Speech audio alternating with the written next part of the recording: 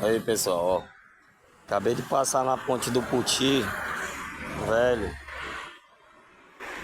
e ela começou a estremecer e fez um barulho estranho. Vamos evitar aqui passar na ponte do Puti até fazer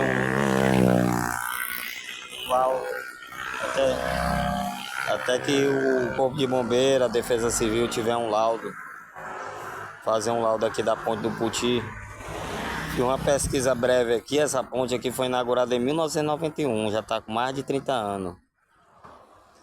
E eu, ao passar, ela estremeceu e fez um barulho estranho, aqui na ponte do Puti, que liga o Puti a Santa Maria da Codipe.